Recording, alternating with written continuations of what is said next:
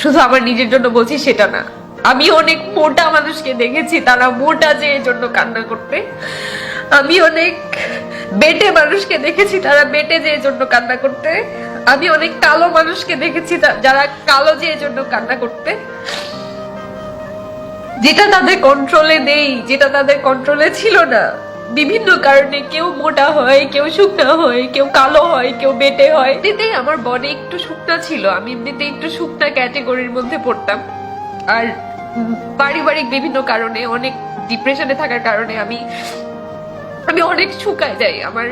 আমার ওয়েট দিন দিন এত কমতে থাকে যে আমি 37 কেজি বা 38 কেজি এরকম হয়ে যাই।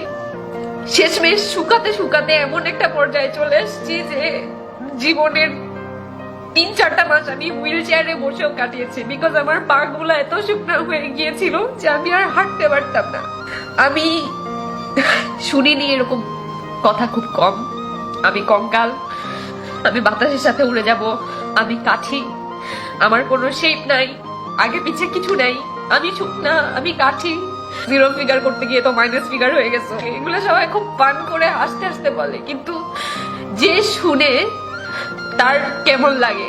মালয়েশিয়া আসার পরে একটা ভালো ডক্টর দেখানোর পরে অনেক কষ্টে আমি ওয়েট গেইন করি। অনেক কষ্টে এখন 52 কিলো, যেটা আমার বডি টাইপের জন্য বা আমার এইজ অনুযায়ী, আমার হাইট অনুযায়ী যেটা অ্যাপ্রোপ্রিয়েট, এটা একদম পারফেক্ট হেলথ।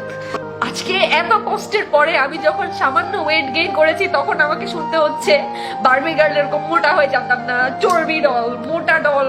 মানুষকে ব্যান করতে আমার পেজ থেকে 40-50টার মতো হয়েছে মানুষ। আমি ব্যান, শুধু কমেন্ট ডিলিট করতেছি আর ব্যান করতেছি। ওরা তো জানে না আমি যে 10-12 বছর চিকন হয়ে কি পরিমাণ স্ট্রাগল করেছি। আজকে একটু ওয়েট গেইন করার পর আমাকে মোটা শুনতে হচ্ছে।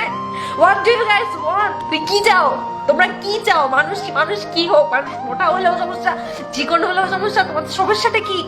মোটা হোক, বেটে হোক, কালো হোক, শুকনা হোক, যেটা হবে হোক, সবকিছু আল্লাহর সৃষ্টি। কেউ ইচ্ছা করে বিশ্রী থাকে না, সবার ইচ্ছা সুন্দর হওয়ার।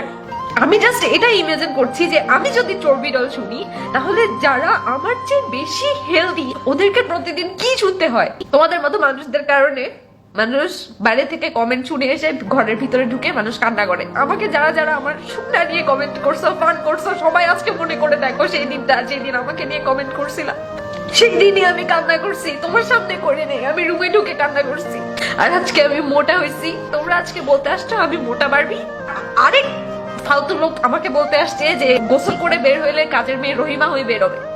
কেন কাজের মেয়ে রহিমা বিশ্রী? সে কাজের মেয়ে বলে তার ডেজিগনেশন সে বিশ্রী, হেল্পার বলে সে বিশ্রী বলতেই রহিমা কেন?